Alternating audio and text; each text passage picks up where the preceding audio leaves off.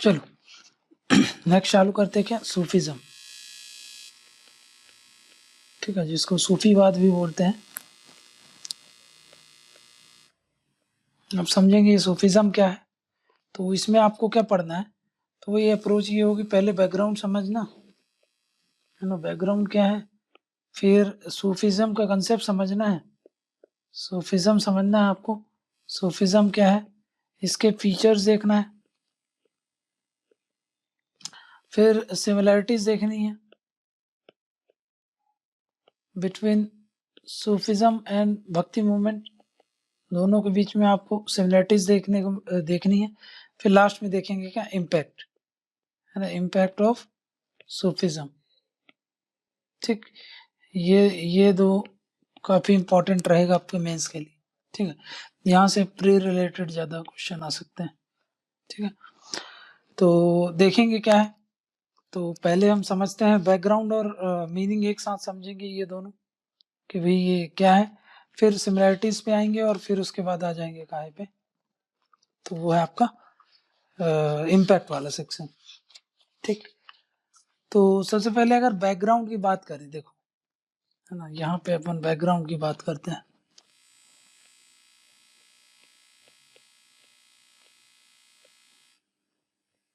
देखो ये जो टर्म है ना आपका सूफिज्म, इसके बहुत सारे इंटरप्रिटेशन अभी देखेंगे क्या क्या इंटरप्रिटेशन है। पहले आप समझ लो, ये जो सूफी होते थे इनिशियली, ये जो सूफीज है, इनको क्या बोला जाता है, ये मिस्टिक्स होते थे। मिस्टिक्स मतलब समझते हो ना, मतलब जो डूबे रहते हैं, जिनमें मतलब जैसे कि बोलते हैं ना कि भक्ति में मिस्टिसिज्म, मतलब समझ रहे हो कि गुणगान करना भगवान के प्रति, है ना भाई, अपने पूरा समर्पण कर देना, दिन रात बस उन्हीं के बारे में ख्याल करना। तो इनको बोल देते थे कि ये जो सूफीज थे वो कहते थे मिस्टिक्स थे। काहे में, तो इस्लामिक वर्ल्ड में जो मिस्टिक्स हैं उनको क्या बोला जाता है, सूफीज बोला जाता है। अर्लियर, आज तो उनको सूफी बोलते हैं, अर्लियर ये मिस्टिक्स ही थे, और मिस्टिक्स में ही थोड़ा सा इम्प्रूवमेंट होकर के ये जो आप सूफीज आज बोलने लगे हो वो हम जानने लगे हैं। ठीक है ना, तो इनिशियली क्या थे, इनिशियली आपको पता होनी चाहिए इनिशियली क्या थे, ये सूफीज को क्या बोला जाता है, सूफीज वर नोन एज, तो आप बोलोगे मिस्टिक्स, है ना, तो मतलब मिस्टिक्स कहाँ पर, इस्लामिक वर्ल्ड में, इन इस्लामिक वर्ल्ड। तो मतलब आपसे पूछेगा कि भाई क्या होता है सूफीज, तो आप बोल दो कि सीधा एक लाइन में कि भाई ये जो इस्लामिक वर्ल्ड है उनमें जो मिस्टिक्स होते हैं, है ना, उनको क्या बोल देते हैं हम, उनको बोल देते हैं हम सूफीज। क्लियर है, तो भाई पहला पॉइंट एक लाइन में अगर आपको बताना हो कि ये क्या होते हैं, कि भाई ये सूफीज, तो आप बता सकते हो कि भाई जो इस्लामिक वर्ल्ड में जो मिस्टिक्स होते हैं उनको क्या बोलते हैं हम, सूफीज बोलते हैं। और मिस्टिक्स कौन होते हैं, तो मतलब पता है ना, ऐसे पर्सन जो जिन्होंने कंप्लीट सरेंडर कर दिया हो, है ना, काहे के लिए, यूनिटी अटेन करने के लिए। काहे, किससे यूनिटी अटेन करने के लिए, अपनी जो डेटी है, अपनी जो एब्सोल्यूट फिगर है, अपना जो एब्सोल्यूट ट्रूथ है उसके साथ, समझ में आ गया? उसको हम क्या बोल देंगे, उसको बोलते हैं हम मिस्टिक्स।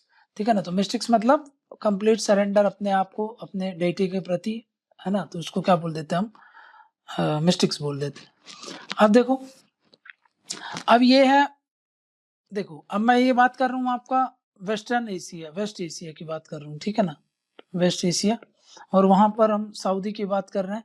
सऊदी में चल रहा था अब्बासिद खलीफ। ठीक है, अब्बासिद खलीफ। ठीक है ना, तो ये जो आप ये देख रहे हो ना, ये इवोल्यूशन बता रहा हूँ मैं आपका कि भाई ये कैसे आया, है ना, इवोल्यूशन की बात कर रहे हैं बैकग्राउंड में। सऊदी के आसपास वहां पे अब्बासिद खलीफ, और वहां से पूरा वो खलीफ अपना जो भी पॉलिटिकल पावर था उसको एज्यूम कर रहे थे। और इन्हीं के अंडर में एक स्कूल था जिसको हम बोलते हैं rationalist school of Islam, rationalist school of Islam, जिसको बोलते हैं मुताजिला स्कूल। ठीक है ना, मुताजिला, ये क्या था, एक रैशनलिस्ट स्कूल ऑफ इस्लाम था। मतलब क्या करते थे, इनका बिलीफ ये था कि हमको शरिया को ब्लाइंड होकर के फॉलो नहीं करना है ना, हमको शरिया को जो सरकमस्टांसेस होते हैं उसके अकॉर्डिंग इंटरप्रेट करना चाहिए, ठीक है ना। समझ में आ रहा है क्या बोल रहा हूँ, कि अब्बासिद खलीफ का जब समय था तो उसमें मतलब समझ रहे हो, खलीफेट मतलब ये इस्लामिक वर्ल्ड, फिर ये जो बोलते थे सब इन्हीं का सम्मान करते थे और मानते थे, है ना। जैसे पोप का क्रिश्चियन वर्ल्ड में आप इम्पोर्टेंट समझते हो, वैसे इनके में खलीफा का बहुत ज़्यादा इम्पोर्टेंट रहता था रोल। तो उस समय अब्बासिद खलीफ मतलब ये खलीफा नहीं है, अब्बासिद मतलब समझो एक एम्पायर है वो एक तरीके से, है ना। वो एक तरीके से एम्पायर है, मतलब जो उस समय पावर थी वो कौन थी, अब्बासिद खलीफ की पावर थी। मतलब वहां से सब कुछ चल रहा था, मतलब एक तरीके से समझ लो ये एक पूरा एम्पायर था उनका, अब्बासिद वालों का। जैसे मुगल उगल अपने यहाँ नहीं होते हैं, मुगल घराना और ये सब, तो वैसे अब्बासिद का आप बोल सकते हो वहां पे चल रहा था।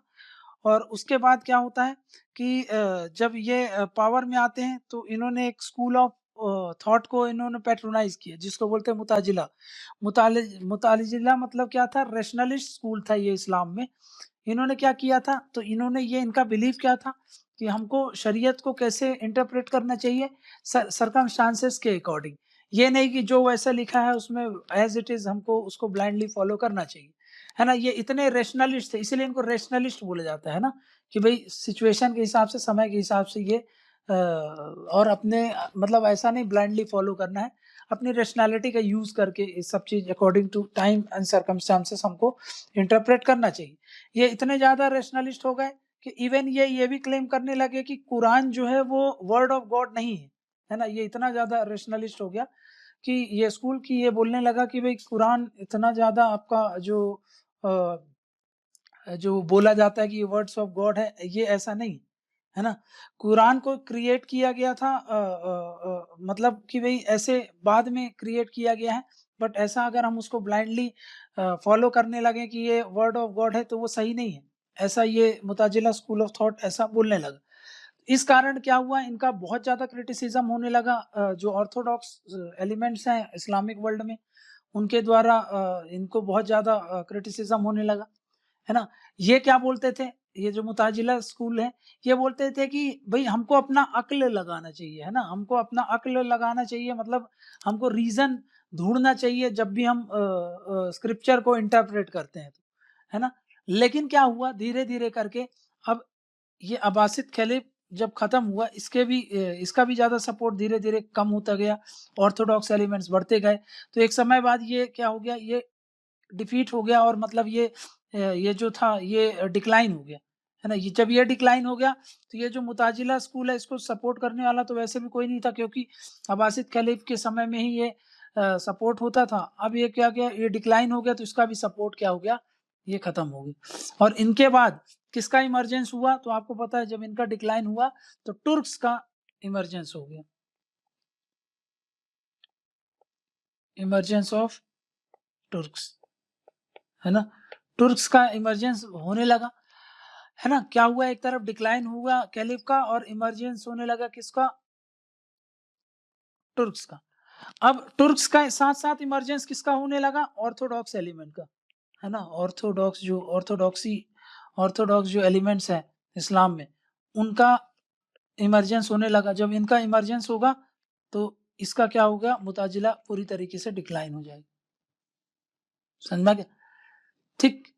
तो अब जब इसके कारण ये इमरजेंस हुआ तो इस्लाम में बहुत सी चीजें थोड़ा सा गड़बड़ होने लगी, जैसे कि अभी बताऊं मैं सूफीज को क्या लगने लगा कि भाई इस्लाम में अब कुछ चीजें गलत होने लगी, जैसे कि प्रॉपर्टी को लेकर के, लाइफस्टाइल को लेकर के, है ना। तो ये सब टूर्स के इमरजेंस के साथ वो सब चीजें बहुत ज्यादा बढ़ गई।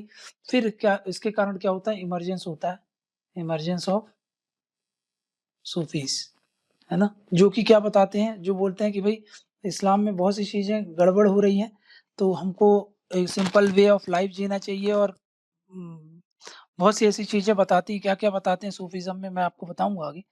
बट ये एक बैकग्राउंड था जो आपको थोड़ा समझाना था, तो यहाँ से आप समझ गए। इमरजेंस ऑफ सूफी हुआ। सूफी का इमरजेंस की बात करें तो हम 8th सेंचुरी के आसपास, है ना। इस्लामिक वर्ल्ड में बहुत नामी मिस्टिक्स हैं, जैसे कि हसन बसरी, बसरा की हैं ये, ठीक है ना। और उनकी डिसाइपल है राबिया बसरी, है ना, ये बहुत इंपॉर्टेंट प्रोमिनेंट फिगर है, ठीक है ना। ये मिस्टिक्स ये बहुत फेमस मिस्टिक्स हैं इस्लामिक वर्ल्ड की, है ना। इन्होंने क्या बोला, इनका जो प्रीचिंग था वो ये बोला था कि भाई जो डिस्प्ले ऑफ वेल्थ होता है इस्लामिक में, क्या इस्लामिक वर्ल्ड में अब क्या होने लगा था कि भाई ये डिस्प्ले ऑफ वेल्थ होने लगा था, कि बहुत ज्यादा आडंबर होने लगा था, है ना। वेल्थ का कलेक्शन होने लगा, लग्जूरियस लाइफ जीने लगे, है ना। वेल्थ को दिखाने लगे कि भाई हमारे पास ये सब है। और इसके कारण क्या हुआ, ये जो मिस्टिक्स थे उनको ये सब चीजें अच्छी नहीं लगी। उनको लगा कि भाई ये जो है इस्लामिक वर्ल्ड जो सिंप्लिसिटी के लिए जाना जाता है, अब वो दूसरी तरह कलरफुल लाइफ में मूव होने लगा। तो इनका प्रीचिंग क्या था, इनका प्रीचिंग ये था कि हमको जो लाइफ है वो जब प्रॉफिट मोहम्मद के समय की जो सिंप्लिसिटी को जो वो प्रीच करते थे वैसी लाइफस्टाइल जीनी चाहिए। मतलब जो लाइफ होनी चाहिए वो कैसी होनी चाहिए, प्रॉफिट एरा की समय की होनी चाहिए। मतलब लाइफ ऑफ सिंप्लिसिटी और ऑस्टेरिटी होनी चाहिए, ठीक है ना। कि भाई सिंप्लिसिटी और ऑस्टेरिटी की लाइफ होनी चाहिए और कलरफुल लाइफ नहीं होनी चाहिए। अभी क्या होने लगा है कि भाई बहुत ज्यादा कलरफुल लाइफ होने लगी लोगों को, है ना। तो वही है सूफिज्म में ये यही प्रीच करते हैं कि भाई हमको सिंप्लिसिटी में रहना चाहिए, है ना। अगर हम क्या करेंगे, अगर हम इस तरीके की लाइफ को जिएंगे, कलरफुल लाइफ को जिएंगे, तो हम डेविएट हो जाएंगे अपनी पाथ ऑफ इस्लाम से, है ना। जो इस्लाम का जो ओरिजिनल पाथ है, जिसको इस्लाम प्रीच करना चाहता है ना, जिससे हम रिलीजन ऑफ पीस बन सकते हैं, वो सब चीजों से हम डिफ्लेक्ट हो जाएंगे। कब डिफ्लेक्ट होंगे, जब हम अपने लाइफ स्टाइल को सुधारेंगे नहीं, ये कलरफुल लाइफ जिएंगे, आडंबर करेंगे, है ना। इसीलिए देखना आप कि इस्लामिक में इंटरेस्ट वगैरह, लोन वगैरह, पैसे वैसे जो इंटरेस्ट में देते हैं ना, लोन वगैरह, उसकी मनाही रहती है ना। भाई सिंप्लिसिटी, सबकी हेल्प करना, इन सब चीजों पर फोकस करता है। बट यहाँ पर अब तुर्क्स ने क्या करने लगे, देखो एम्पायर बनने लगा, एम्पायर बिल्डिंग होने लगी, तो क्या होने लगा, वेल्थ लूटपाट करने लगे। और उसके बाद लूटपाट के कारण क्या होता था कि भाई ज्यादा से ज्यादा वेल्थ कलेक्शन और शो ऑफ करना, है ना, लग्जूरियस लाइफ जीना, ठीक है ना। भाई दिन भर इनका सेवन करना, वाइन और ये जो अल्कोहल का सेवन करना। तो ये सब क्या होता है, मतलब ये वही चीज है जो भगवत गीता में भगवान श्री कृष्ण बोलते हैं ना, भाई 3 गुण होते हैं, सत्व गुण, रजस गुण, तम गुण, तमस गुण। तो ये भी वही चीज बोलते हैं कि भाई भगवान श्री कृष्ण वहां पे बोलते हैं कि रजस गुण जो होते हैं, है ना, और ये जो तमस गुण होते हैं, इनका हमको हमारी लाइफ में अच्छा इम्पैक्ट नहीं होता, इसलिए हम इनको अवॉइड करना चाहिए। लेकिन क्या होता है, क्या बताया मैंने आपको कि भाई यही चीज अगर हम बात करें इनकी, किनकी, सूफिज्म में, तो वो भी तो यही बोलते हैं कि भाई हमको ये जो ऐसे जो हमारी लाइफ को जो हमको इस्लामिक पाथ से डेविएट करेंगे, वो कौन सी चीजें होती हैं, जो सत्व गुण और रजस गुण होते हैं। तो इसलिए सत्व गुण बोल रहा हूँ, रजस गुण और तमस गुण। तो हमको किस पर फोकस करना चाहिए, सत्व गुण पर। मतलब अच्छा चरित्र होना चाहिए, सिंपल लाइफस्टाइल होना चाहिए, है ना। भाई हमेशा मतलब अच्छी अच्छी वैल्यूज को प्रोपगेट करना चाहिए। तो सेम चीज है जो भक्ति मूवमेंट में प्रीच करते हैं, वही चीज यहाँ पर इस्लामिक वर्ल्ड में भी प्रीच करते हैं। इसलिए दोनों में कॉमन पॉइंट्स आप बता सकते हो कि भाई यहाँ पर भी वो किस चीज की बात करते हैं कि भाई हमको सिंप्लिसिटी में रहना है, कलरफुल लाइफ में नहीं रहना है, नहीं तो हम अपने पाथ से डेविएट हो जाएंगे, है ना। ये यही जो मिस्टिक्स थे, जो ये सब चीजें प्रीच करते थे, है ना। बाद में यही मिस्टिक्स क्या जाने जाने लगे, जिनको हम बोलते हैं सूफीज, है ना। तो भाई बैकग्राउंड आपको समझा दिया मैंने कि भाई ये बैकग्राउंड था और यहाँ से इमरजेंस होता है, और क्यों होता है इमरजेंस सूफीज का। तो आप समझ गए कि भाई इस्लामिक वर्ल्ड में कुछ चेंजेस होते हैं, उसके कारण फिर सूफीज का उदय होता है, ठीक है ना। तो ये सारी चीजें आपको बैकग्राउंड में समझा दी मैंने। अब मैं आपको बता देता हूँ, एक है ये, अब ये जो वर्ड जो सूफी है ना, ये जो वर्ड सूफी आप जानते हो, है ना, इसका मीनिंग क्या है ना। इसका जो मीनिंग है वो, अभी तो वैसे तो हम जो समझते हैं वो मिस्टिक वर्ल्ड है, बट ये जो वर्ड सूफिया है, ये आया कहाँ से, है ना, है ना। तो इसके लिए बहुत सारे वर्जन देखने को मिलते हैं, है ना। इसके लिए ये जो सूफी वर्ड है, ये जो सूफी वर्ड है ना, इसके आपको, इसका एवोल्यूशन की बात करें अगर हम, तो इसके बहुत सारे वर्जन है ना, मैनी वर्जन। आपको बहुत सारे इसके वर्जन देखने को मिलेंगे, ठीक है ना। वो वर्जन है जैसे कि ऐसा बोला जाता है कि मिडिल ईस्ट में उस समय क्या होते थे कि वहाँ के जो ये मिस्टिक लोग थे, वो मिस्टिक लोग के अलावा वहाँ पे बहुत सारे कॉमन लोग भी जो मतलब जैसे हमारे ब्राह्मण वर्ग के लोग हैं ना, वैसे वहाँ पर कुछ एक स्पेशल ग्रुप के लोग होते थे, जो लोग एक पैच गारमेंट पहनते थे। वो गारमेंट कैसा होता था? कोर्स वूल से बना होता था, जिसको सूफ बोलते थे। जैसे कि हैरी पॉटर में आपने चोगा देखा होगा, चोगा टाइप से पहनते हुए। मतलब ये बहुत सारा ऊनी वस्त्र होता था, बहुत लंबा वस्त्र होता था, है ना? चोगा की तरह वस्त्र होता था। उस समय वहाँ पे मिडिल ईस्ट के लोग उसको पहनते थे। उसको सूफ बोलते थे, है ना? सूफ से। तो वहाँ से फिर ये वर्ड जो आया है सूफी, वहीं से आया है, क्योंकि वहाँ पे मिस्टिक्स जो होते थे वो इस तरीके के कपड़े पहनते थे, तो उनको अलग तरीके से लोग देखे जाने लगे, और वहाँ से फिर वो वर्ड आने लगा आपका, सूफ से आने लगा सूफी, ठीक है ना? एक और वर्ज़न है कि भई ये जो पर्सन्स होते हैं, मतलब इसको बोलते हैं कि वो पर्सन्स जो अपने आप को प्यूरिफाई करना चाहते हैं, है ना? मतलब जैसे कि मैं अपने आप को प्यूरिफाई करने लगूँगा, तो मेरे को क्या बोले जाने लगेगा? सूफ़ी, क्योंकि ये जो सूफ़ी है साफ़ा से निकला है ना? साफ़ा का मतलब क्या होता है? साफ़ा का मतलब होता है अरबिक में प्यूरिटी, प्यूरिटी। तो वो व्यक्ति जो ये दूसरा वर्ज़न है, ठीक है ना? सूफ़ीज़ का वर्ड का इमर्जेंस होना। साफ़ा मतलब क्या होता है? प्यूरिटी। कहाँ पर? अरबिक में, अरबिक में। अरबिक में क्या होता है? साफ़ा का मतलब होता है प्यूरिटी। तो है ना? तो मतलब जो व्यक्ति अपने आप को साफ करने लगे, मतलब अपने आप को, जैसे हम बोलते हैं ना कि भई हमारे दिमाग का संतुष्टि हो जाए, हम अपने आप को प्यूरिफाई करने वो क्या बोलते हैं गुरु नानक जी? अपने आप सेल्फ कंडक्ट सेल्फ आपको अपने कंडक्ट पर काम करना चाहिए, है ना? वो क्या बोलते हैं? मन चंगा तो कटौती में गंगा, ठीक है? कबीर जी। मतलब अपने आप को सेल्फ इम्प्रूवमेंट की बात करते हैं और सेल्फ अवेयरनेस की बात करते हैं, है ना? सेल्फ चेंज की बात करते हैं। तो वैसे यहाँ पर भी जो अपने आप को प्योरिटी की बात करते हैं, है ना? उनको अरबिक में साफ़ा बोलते हैं, और वहीं से फिर वो वर्ड आ गया सूफ़ी। जो अपने आप को प्योरिटी करने चाहते हैं, उनको क्या बोल दिया जाता है? सूफ़ी। ठीक है ना? अनदर वर्ज़न ये बोलते हैं कि जब अर्ली फ़ॉलोवर्स थे, जो प्रॉफ़ेट मोहम्मद के अर्ली फ़ॉलोवर्स थे, जिन्होंने हिजरत परफ़ॉर्म किया था, मतलब कौन हिजरत? मतलब कि वे जब मक्का से मदीना ट्रैवल कर रहे थे, तो उनके साथ जब उनके जो फ़ॉलोवर्स थे, वो सब ट्रैवल किए थे, है ना? तो वो मतलब जब वो थक गए थे, तो वो क्या किए थे? मदीना में लॉन्ग-लॉन्ग बेंचेस हुआ करते थे, है ना? जहाँ पर वो शेल्टर लेते थे और वहाँ पर रेस्ट करते थे। तो उसको उस समय बोला जाता था सूफ़ा, है ना? सोफ़ा समझते हो ना? सोफ़ा, सोफ़ा मतलब जो बैठते हैं हम, जहाँ पर विश्राम करते हैं। तो वहीं पर जब बोला जाता है कि जो अर्लियर फ़ॉलोवर्स थे आपके प्रॉफ़ेट मोहम्मद के, जिन्होंने हिजरत परफ़ॉर्म किया था, तो उन्होंने जब माइग्रेट किया था मक्का से मदीना, तो वो क्या करते थे? लॉन्ग बेंचेस में रेस्ट करते थे, और वहाँ पे शेल्टर लेते थे। तो उनको क्या बोला जाता था? लॉन्ग बेंचेस और जो शेल्टर थे, उनको बोलते थे सूफ़ा, है ना? जो आज हम धीरे-धीरे करके काफ़ी इमर्ज टर्म है सोफ़ा, ठीक है ना? तो सोफ़ा से वो समझ सकते हो आप, सोफ़ा। तो यहाँ पर यहाँ से, और मतलब वो क्या बोलते हैं वहाँ पर कि भई रेस्ट करने के लिए कोई लग्ज़ूरियस वो सब नहीं था उनके पास, है ना? सिम्प्लिसिटी लाइफ़ थी, ठीक है ना? कि भई वो उस समय बताता है कि प्रॉफ़ेट मोहम्मद में जो लोग थे, है ना? इतने प्रॉफ़ेट मोहम्मद खुद इतना इतना ज़्यादा उनका करिश्मा था, फिर भी वो देखो सोफ़ा वग़ैरह में वो रेस्ट करते थे, कोई लग्ज़ूरियस, ये नहीं कि आज की तरह कि भई आपको लग्ज़ूरियस आपका पूरा सब कुछ चाहिए, सिम्प्लिसिटी लाइफ़ वग़ैरह बताता है ना?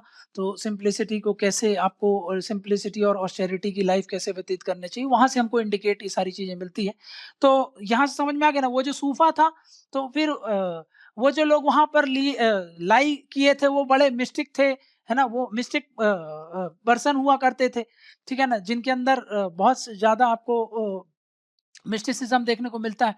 तो वहीं से फिर ये वर्ड आता है आपका सूफ़ी, ठीक है ना? तो अलग-अलग वर्ज़न है सब, जो है वो मैंने आपको समझा दिया।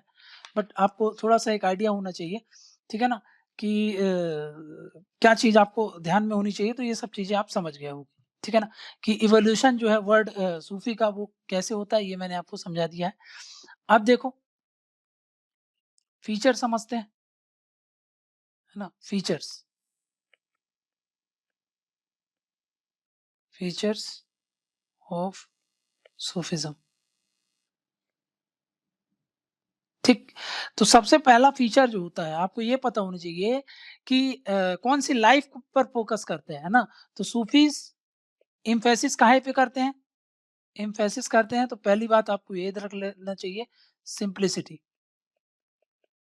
है ना, और purification of soul, purification of one self, है ना, वन सेल्फ। इन चीजों पर आप ध्यान में रखना, इस पर फोकस करते हैं, ठीक है ना। फिर वही बात करते हैं, ये जैसे भक्ति मूवमेंट में क्या बोलते हैं, भक्ति की बात करते हैं ना, वैसे यहाँ पर 3 चीजों की ये बात करते हैं, है ना। सूफिज्म स्ट्रेस ऑन किस चीज पर फोकस करते हैं, पहला जिसको बोलते हैं जिक्र, है ना, जिक्र, और दूसरा बोलते हैं फिक्र, ठीक, क्लियर, और नमाज। खैर ये नमाज वगैरह सब जिक्र का पार्ट ही हो जाएगा, ठीक है ना। जिक्र और फिक्र, जिक्र मतलब समझते हो ना, कि भाई हमको क्या करना है, कंटिन्यूअल रिसाइट करना है अल्लाह का नाम, ठीक है। वैसे जैसे यहाँ पर मैं क्या बोलता था आपको, कि भाई दिन भर प्रेम भक्ति में श्री कृष्ण के प्रति आपको समर्पित कर देना है अपने आप को, और दिन भर उनकी गुणगान गाना है, उनका नाम को, हरि के नाम का जपन करना है। तो वही चीज यहाँ पर भी बात करते हैं, जिक्र मतलब समझ गए ना, कि भाई यहाँ पर continual continual reciting the name of Allah, ठीक, ठीक। तो अल्लाह का नाम हर वक्त हमको ध्यान में रखना है, मतलब जिक्र करते रहना, ठीक है ना, ठीक है ना। कि भाई यहाँ पर एक चीज और आ जाएगी, कंटिन्यूअल रिसाइट करना है ना, मतलब बोलते रहना है और रिपीट करते रहना है, ठीक है ना। इसके साथ साथ फास्टिंग करनी है, जब फास्टिंग होती है, रोजा वगैरह जो भी आपने सुना होगा, ये सब इसी से एसोसिएटेड है, फास्टिंग करना, और उसके साथ साथ नमाज पढ़ना, ठीक है ना। ये सब ज़िक्र का ही पार्ट आ जाएगा। तो यहाँ से मैं इसको मिटा देता हूँ, यहाँ पे ऐसा कर लेते हैं, ठीक है ना। और नेक्स्ट क्या है, फ़िक्र। फ़िक्र मतलब होता है कि भई आपको हर वक़्त भगवान से कनेक्ट रहना है, भगवान से कांस्टेंट रिमेंबर करते रहना, कुछ भी पल हो, कैसा भी पल हो, बार-बार भगवान को याद करते रहना है। मतलब क्या होता है इसका, constant remembering the name of God, remembering the name of अल्लाह, है ना, इसको बोलते हैं हम फ़िक्र। तो ज़िक्र और फ़िक्र, ये जो दो टर्म है, यहाँ पर कांस्टेंट क्या करना है, रिसाइट करना है आपको नाम, है ना, रिसाइटिंग करना है, यहाँ पर रिमेंबर करना है, यहाँ पे हर वक़्त याद करते रहना है ना, याद करते रहना है, रिमेंबर करते रहना है, कुछ भी पल हो, कैसा भी पल हो, भगवान को याद करते रहो, और यहाँ पर उनका हमेशा जपन करना है, नाम को आपको बोलते रहना है ना, तो ये रिसाइट करते रहना है, ठीक है ना, कि पल-पल में उनका नाम लेना चाहिए। जैसे हम बोलते हैं ना, जय श्री राम, किसी से मिलते हैं तो जय श्री राम, जय श्री कृष्ण, ठीक है ना, राधे कृष्ण। तो ये क्या होता है, ये भाई आप बोलते रहते हो समय-समय में, है ना, उनका ज़िक्र करते रहते हो, वार्तालाप करते हो, तो भाई किसी से भी मिलते हैं तो पहले यही बोलते हैं, या तो जय श्री राम, या तो हर हर महादेव, या तो नर्मदे हर। तो मतलब भगवान का नाम क्या करते रहते हैं हम, रिसाइट करते रहते हैं, है ना। तो वैसे ही यहाँ पर ज़िक्र करते रहना है, ठीक है ना, अल्लाह हाफ़िज़ वग़ैरह आपने सुना होगा। तो ये सब क्या है, ये ज़िक्र है। उसके साथ-साथ देखा होगा आपने, जैसे हम माला जपते हैं ना, माला जपते हैं, वैसे इस्लाम में भी वो उसका वो माला रख कर के वो ज़िक्र करते रहते हैं, है ना, अल्लाह का ज़िक्र करते रहते हैं। तो ये सब चीज़ें क्या है, ज़िक्र और फ़िक्र एक एलिमेंट हो जाते हैं सूफ़ी लाइफ़ के, समझ में आ गया ना? ये ज़िक्र और एलिमेंट, ये है पार्ट ऑफ सूफ़ी लाइफ़, ठीक, सूफ़ी लाइफ़ के पार्ट है, ठीक। तो ये याद रखना आप, ठीक है। उसके साथ-साथ कुछ फीचर्स और बताता हूँ मैं आपको, कि भई ये नेक्स्ट फीचर ये है, बहुत इंपॉर्टेंट फीचर है, कि ये किस फिलॉसफी पर एम्फेसिस करता है। तो सूफी फिलॉसफी है एक, सूफी फिलॉसफी पुट एम्फेसिस ऑन, जिसको बोलते हैं, ये याद रख लेना आप, ठीक है ना। वहादत उल वजूद, है ना। इसका मतलब क्या होता है, वहादत उल वजूद का मतलब होता है यूनिटी ऑफ बीइंग, है ना, यूनिटी ऑफ बीइंग। अब इसका मतलब क्या है, समझ लो, बहुत इंपॉर्टेंट है। इस फिलॉसफी पे दोनों ही सेम फिलॉसफी है। मतलब आप ये बोल सकते हो, हिंदुइज्म में, सनातन में जो भक्ति मूवमेंट है, इस्लाम में वही सूफी मूवमेंट, समझ में आ गया।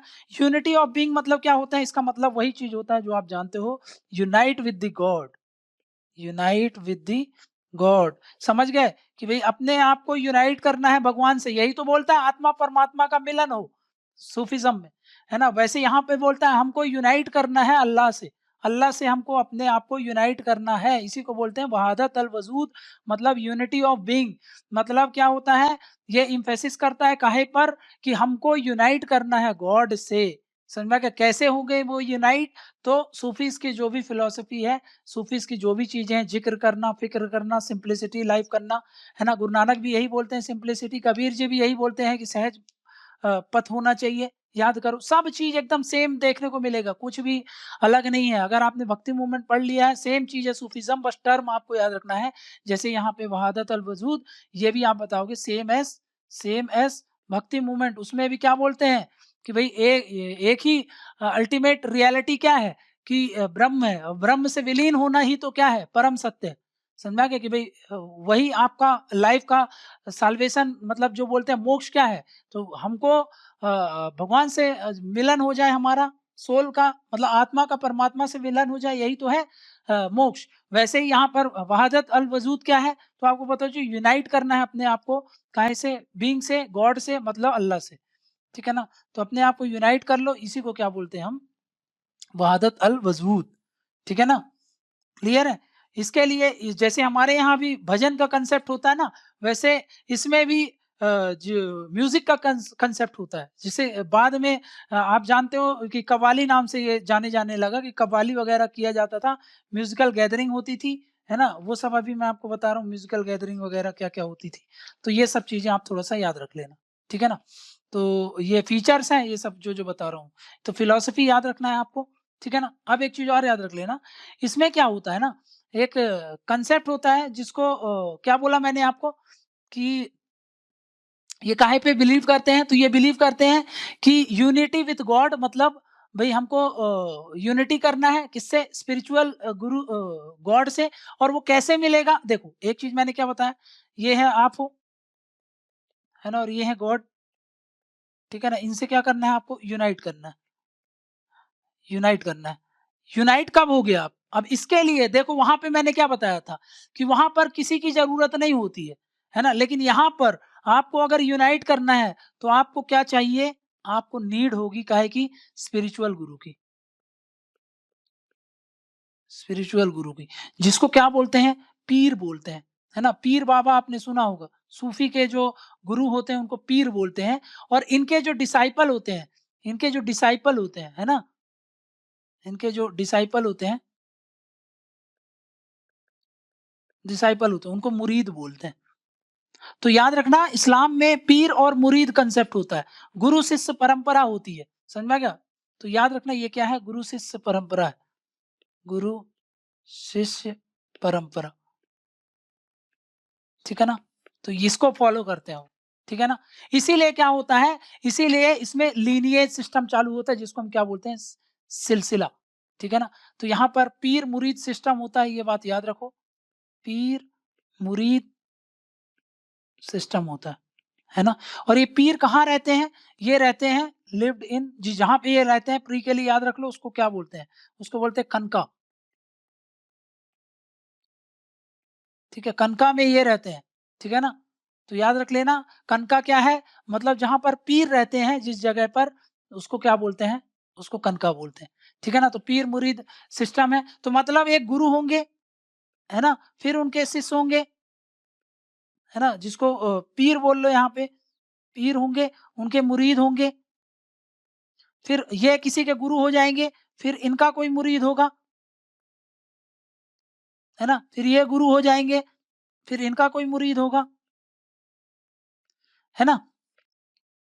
ये क्या कहलाता है, एक सिलसिला कहलाता है ना। ऐसे करके ये जो एक लीनिएज बन गया, ये क्या बन गया, ये एक लीनिएज है, इसको क्या बोलते हैं, सिलसिला, है ना। इस्लाम में ऐसे बहुत सारे सिलसिला थे, मतलब ये जो मुरीद होगा, इसकी जो बिलीफ होगी, टीचिंग्स होगी, अपने इससे मिलेगी, है ना, इसकी इससे मिलेगी, मतलब सेम एक ही स्कूल है, समझ लो ये एक ही स्कूल को फॉलो करते हैं। ऐसा भी तो हो सकता है कि ये सूफिज्म है ना, ये सूफिज्म है, इसमें बहुत सारे सिलसिला है, एक सिलसिला 1, सिलसिला 2, सिलसिला 3, है ना। फिर इसमें पीर मुरीद होंगे, पीर मुरीद होंगे, पीर मुरीद होंगे। ये सब एक तरीके का थॉट है, ये सब एक तरीके का थॉट है, आपस में डिफरेंस है। एक तरीके का थॉट है, आपस में डिफरेंस है। समझ में आ रहा है? लेकिन अंदर सेम बिलीफ, सेम सिस्टम, ठीक है ना? इनका सेम गुरु शिष्य परंपरा चली जा रही। तो सिलसिला ऐसे होते हैं, समझ में आ गया कि भाई ये एक लीनिएज होता है जो फॉलो होते जाता है और उसको क्या करा जाता है, कंटिन्यू करा जाता है। इसको क्या बोल देते हैं हम?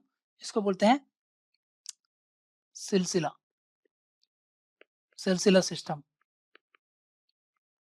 ठीक है ना? और ये जो सिलसिला होता है किसके नाम पे होता है?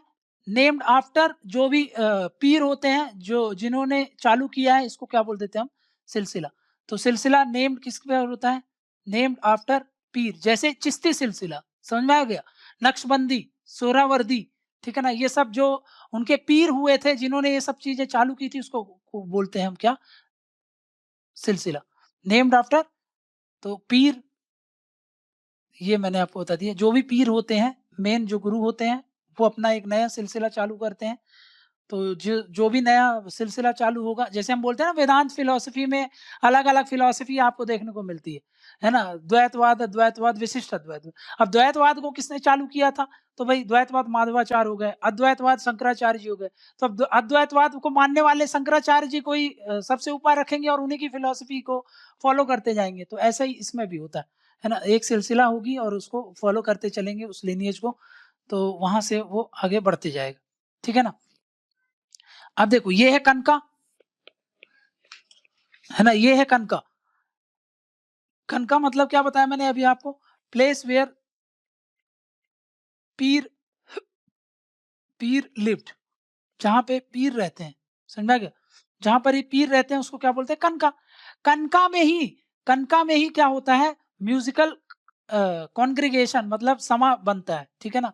म्यूजिकल गैदरिंग चालू होती है। वो देखे हो ना वो वाला गाना ऋतिक रोशन का, वो कौन सा है, जोधा बाई का, याद नहीं आ रहा मुझे अभी। हाँ, मौला मेरे नहीं, अरे वो सूफी गाना है बहुत, बताता हूँ, मेरे को याद आ जाएगा अभी। ये क्या है? इसको बोलते हैं म्यूजिकल कॉन्ग्रीगेशन। इसी को, ये जो म्यूजिकल कॉन्ग्रीगेशन कनका में लगता है, इसको बोलते हैं समा। समा सुना हो ना कि समा बंध गया। समा का मतलब क्या होता है, तो समझ गए होगे कि आप, कि भाई वो आपका क्या है, वो म्यूजिकल गैदरिंग होती है जो कनका में, जहां पर लोग सूफी गाना के लिए तैयार होते हैं। उसको क्या बोलते हैं हम? उसको बोलते हैं समा, ठीक है ना? तो समा का मतलब क्लियर हो गया आपको, पीटी में आ जाएगा आपको, ठीक है ना? कि भाई ये जो है आपका, इसका मतलब क्या होता है, कनका का मतलब क्या है, ठीक है ना? तो आपको पता होना चाहिए कि भाई हाँ ये है, ठीक है, इसका मतलब ये है, ठीक है ना? तो ये सारी चीजें याद रख लेना। हाँ, ख्वाजा मेरे ख्वाजा है गाना, ठीक है ना? तो उसमें आप देखना वो समा बंधता है, समझ में आ गया? तो ये समा जो है, आप इस गाने को अगर आप देखना चाहते हो तो ख्वाजा मेरे ख्वाजा जो गाना है, जोधा अकबर का, उस गाना को आप देखना, आपको पूरा सब कुछ समझ में आएगा कि सूफीज़्म क्या होता है, ठीक है ना? तो पीर मुरीद का कांसेप्ट होता है, म्यूजिकल गैदरिंग लगती है, पहले समा होता था, समा में म्यूजिकल गाना गाते हैं, बाद में ये समा और इम्प्रूव्ड हो गया, है ना? और इम्प्रूव्ड हो गया, ये और डेवलपमेंट इसमें हो गया, जिसको बाद में आप क्या जानते हो? डेवलपमेंट, जिसको कव्वाली नाम से आप जानते हो, है ना? इसमें और ज़्यादा इम्प्रूवमेंट होकर के ये कव्वाली बना। तो आप एक ए आर रहमान का ये जो गाना है आपका, जोधा अकबर का ख्वाजा मेरा ख्वाजा, वो अर्लीएस्ट फॉर्म में है ना? ये जो आप जानते हो समा वाला, ये जो अर्लीएस्ट फॉर्म में है, और फिर जो कव्वाली सुने हो थोड़ा-सा डेवलपमेंट और इसका लेटर फॉर्म में। समझ में आ गया? क्लियर है ना? मतलब क्या है? किस पर फोकस करते हैं? तो इंटेंस लव एंड डिवोशन, है ना? इंटेंस लव होना चाहिए। देखो यहाँ पर क्या होते हैं, सूफीज़ काहे पर फोकस करते हैं? स्ट्रेस करते हैं ऑन लव, डिवोशन, ठीक है ना? लव और डिवोशन काहे के प्रति? टुवर्ड्स इंटेंस, वो भी intense love and devotion towards अल्लाह, या फिर सिंपली गॉड, है ना? अगर जब ये होगा, इसी से ही आपको क्या मिलेगा, मतलब ये ओनली मीडियम है, ओनली मीन है जिससे आप रियलाइजेशन कर सकते हो गॉड का और अटेन कर सकते हो साल्वेशन। तो मतलब ये भी साल्वेशन अटेन करने पे कंसेप्ट पर बिलीव करते हैं। ये भी आपको मैंने वहां पे बताया था भक्ति मूवमेंट में कि भाई क्या होता है इंटेंस डिवोशन टुवर्ड्स, मतलब इंटेंस डिवोशन के साथ साथ सरेंडर, है ना, पर्सनल सरेंडर कर दो आप काहे पे, अल्लाह पर, गॉड पर, ठीक है ना। और ओनली यही एक माध्यम है, ओनली मीन फॉर पहला रियलाइजेशन ऑफ गॉड, दूसरा अटेनिंग साल्वेशन।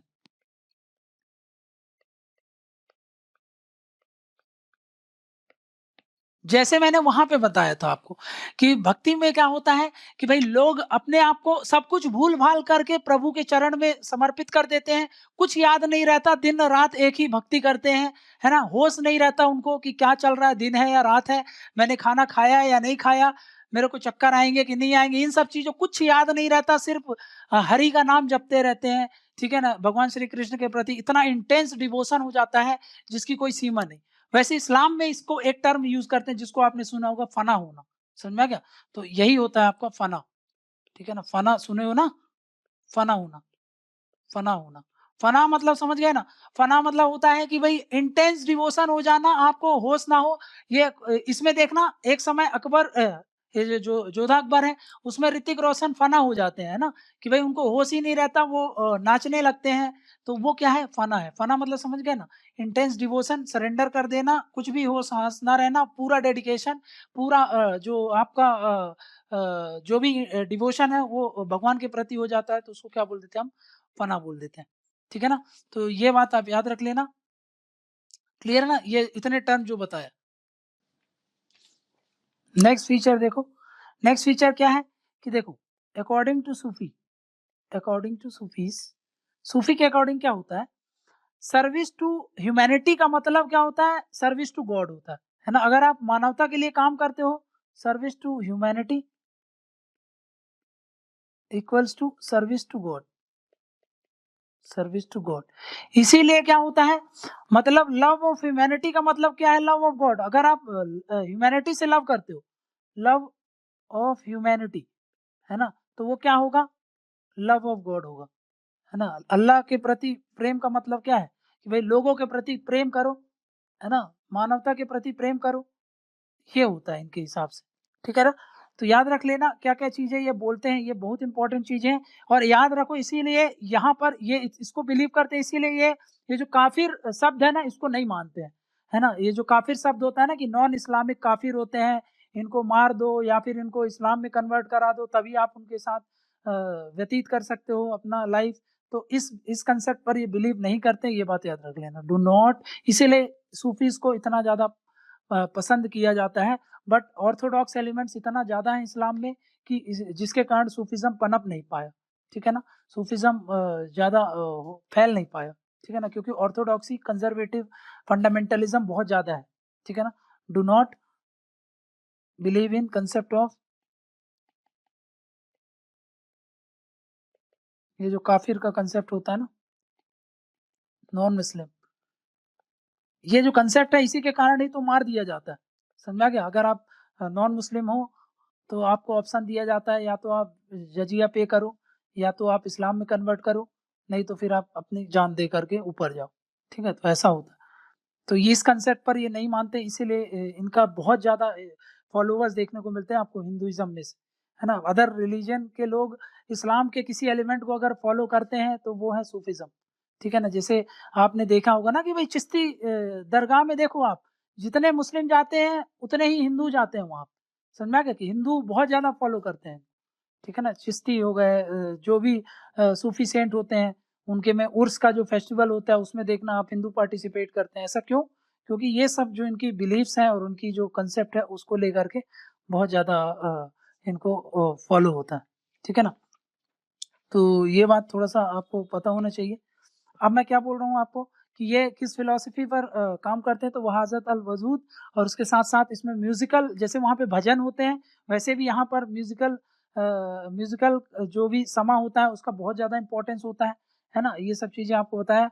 तो मैंने आपको कुछ एग्ज़ाम्पल दूँगा, जैसे कि आमिर खुसरो का नाम सुना होगा, उन्होंने बहुत ज़्यादा रोल प्ले किया है।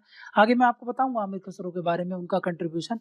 बट थोड़ा-सा याद रख लेना कि इनकी पोएट्री होती है ना? उन पोएट्री को बाद में कव्वाली के फॉर्म में राइट डाउन किया गया है ना? और फिर उसको as a part of musical tradition और जो समा का पार्ट है उसको बनाया गया है। इसके साथ-साथ आमिर खुसरो ने इसके लिए म्यूज़िकल जो इंस्ट्रूमेंट होते हैं जैसे सितार, तबला, इन सब का इन्वेंशन भी किया था।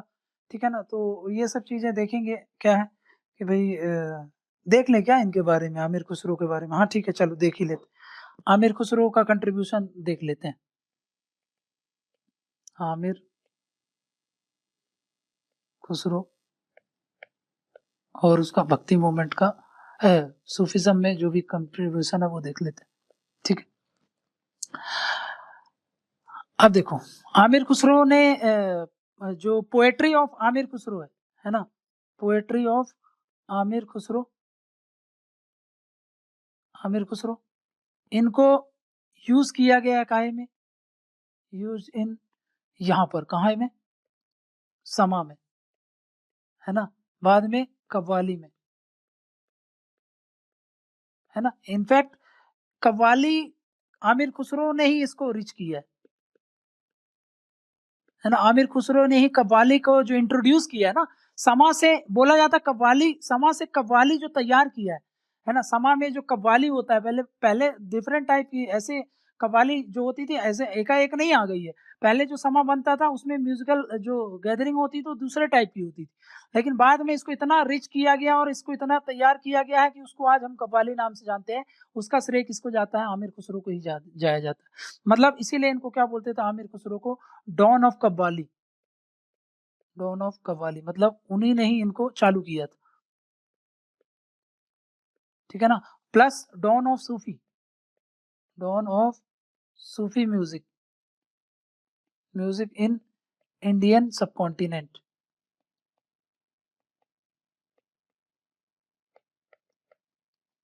ठीक, डॉन ऑफ सूफी म्यूजिक इन इंडियन सबकॉन्टिनेंट मतलब आमिर खुसरो क्या थे? तो आप बता सकते हो आमिर खुसरो क्या थे?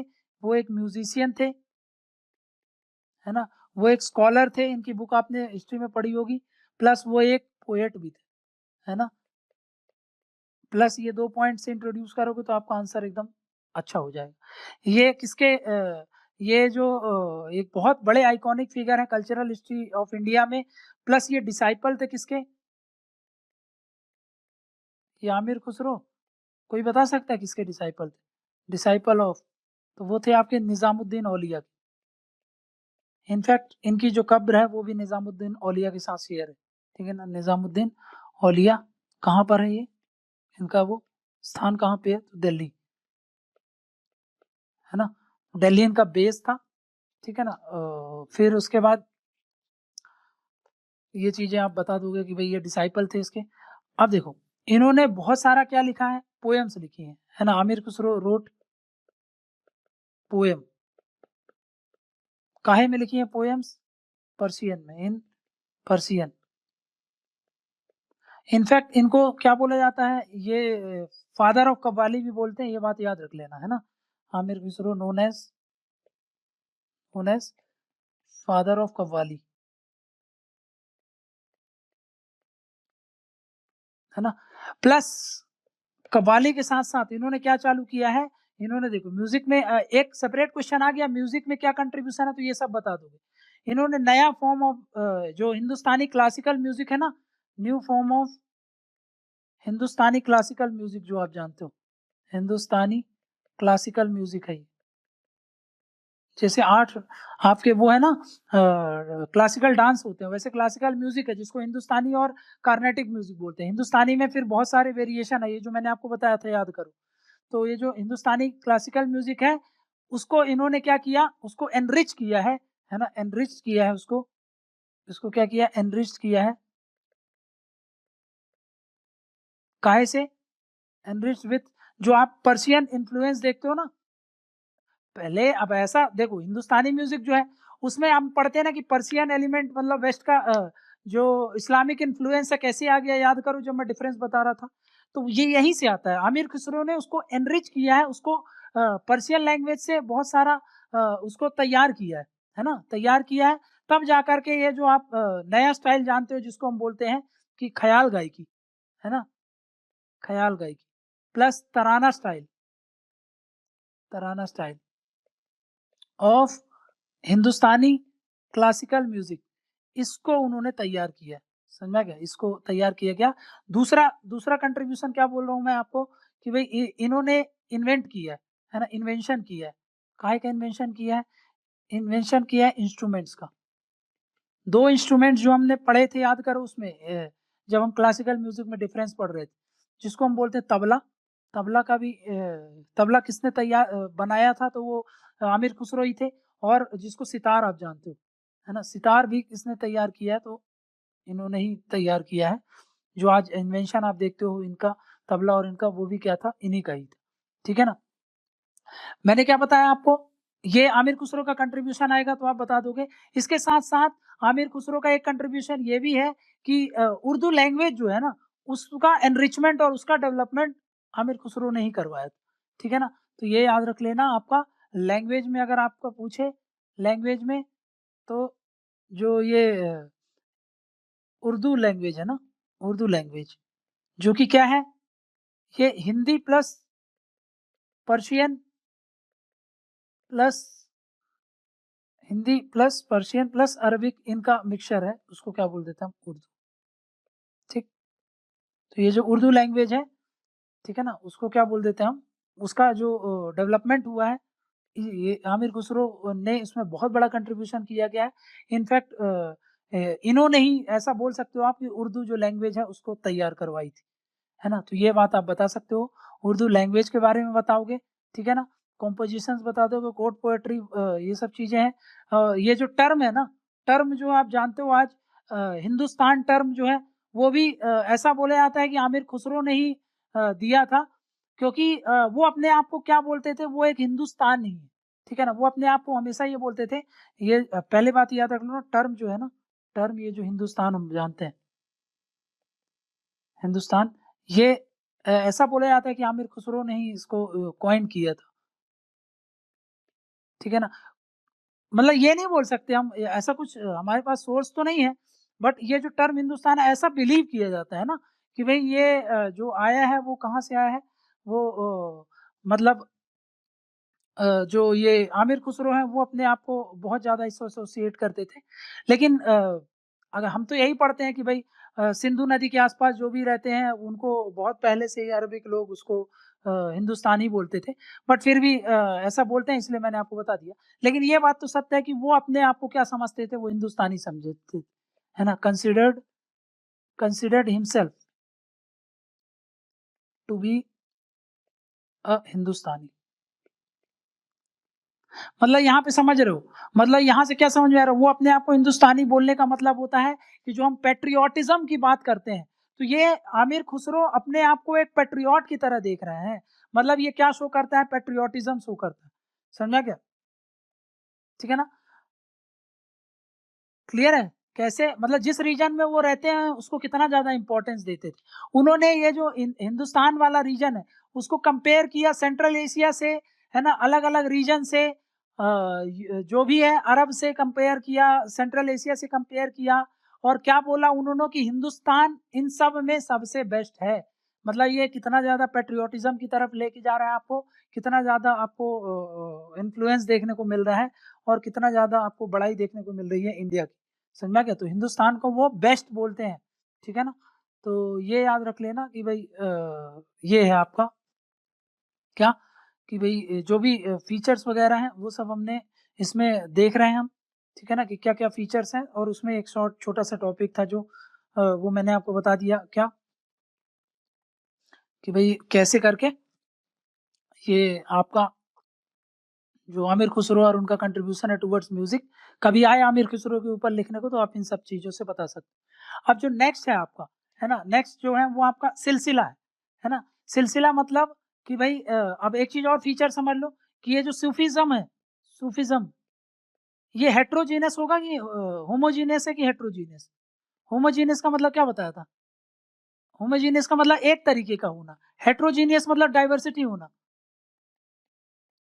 हेट्रोजीनियस, तो इसमें भी हेट्रोजीनियस है ये, होमोजीनियस नहीं है। हेट्रोजीनियस मतलब इसमें भी देखो बहुत सारे सिलसिला देखने को मिलते हैं ना, उनका तरीका अलग है। समझ में आ गया कि भाई कोई म्यूजिक को पसंद करता है, कोई म्यूजिक को पसंद नहीं करता, ये भी बता दूं मैं आपको। जरूरी नहीं है कि सूफीज्म में म्यूजिक होगा ही होगा, ठीक है ना, बट एसेंशियल फीचर होता है क्योंकि चिश्तियों का फीचर है ये, और चिश्ती सबसे बड़ा बेस है इंडिया में, ठीक है ना। तो हेट्रोजीनियस है ये। हेट्रोजीनियस का मतलब समझ में आ गया, इसमें भी मल्टी लेयर मूवमेंट देखने को मिलता है ना। ये होमोजीनियस मूवमेंट नहीं है, मतलब यहाँ पर जितने भी सूफी सिलसिले हैं वो एक तरीके की वाणी नहीं बोलते हैं, अलग अलग प्रीचिंग्स है सबकी, अलग अलग टीचिंग्स है सबका, अलग अलग तरीका है ना। वो सब चीजें हम देखेंगे, अलग अलग तरीके से सब अपने अपने तरीके से प्रीच करते हैं, टीच करते हैं और प्रोपगेट करते हैं। समझ में क्या। तो अब जो यही चीजें हम उनको देखेंगे कि भाई इंडिया में सिलसिला कैसे होता है ना। तो सूफिज्म का एक इंपॉर्टेंट सिलसिला है। आपको कितने तरीके के सिलसिला पढ़ने हैं हमको, उनके फाउंडर कौन है, उनके फॉलोवर कौन है, वो अब नेक्स्ट लेक्चर में देखेंगे हम। बट याद रख लेना कि इमरजेंस ऑफ सिलसिला हो गया। सिलसिला के आने से क्या होता है, सिलसिला के आने से ये होता है कि एक कंटिन्यूटी मिल जाती है, एक पर्टिकुलर आइडियोलॉजी को, एक पर्टिकुलर फेथ और बिलीफ को, एक पर्टिकुलर जो पीर हैं उनको, उनकी जो भी प्रीचिंग्स है उनको एक कंटिन्यूटी मिल जाती है ना। तो ये याद रख लेना, ताकि वो क्या कर सकते हैं, सिलसिला के ही कारण वो जो प्रीचिंग्स है वो सस्टेन रह पाती है, ये बात आपको पता होनी चाहिए, है ना। अन्यथा अगर सिलसिला सिस्टम नहीं होता तो ऑर्थोडॉक्स एलिमेंट, इस्लामिक जो वर्ल्ड में जितने भी ऑर्थोडॉक्स एलिमेंट है कभी भी सूफिज्म को पनपने नहीं देते। समझ में आ गया। तो ये इसके कारण क्या होता है, सिलसिला के कारण एक कंटिन्यूटी मिल जाती है। किससे कंटिन्यूटी मिल जाती है, ताकि जो ऑर्थोडॉक्स एलिमेंट है वो हावी ना हो पाए, और ये सिलसिला ऑर्डर चलता रहे, प्रोपगेशन होता रहे, प्रीचिंग्स होती रहे, फैलते रहे आइडियोलॉजी, और जो मानवता का काम है वो होता रहे, और लोगों में अच्छे अच्छे वैल्यूज इनकलकेट होती रहे। इसलिए यही सिलसिला ऑर्डर आपका चलता जाता है। समझ में आ गया। तो आमिर खुसरो के बारे में और जो भी कैरेक्टरिस्टिक्स हैं, जो भी फीचर्स हैं सूफिज्म के, वो मैंने आपको समझा दिए। अब मैं आपको बताऊंगा क्या सिलसिला, कितने तरीके की सिलसिला है, कैसे एक दूसरे से डिफरेंस करते हैं, है ना, वो देखेंगे। और उसके बाद हम देखेंगे कि भाई सिमिलरिटीज क्या है भक्ति के साथ, और फिर लास्ट में इम्पैक्ट देखेंगे। वो सब हम कर लेंगे नेक्स्ट लेक्चर में, ठीक है।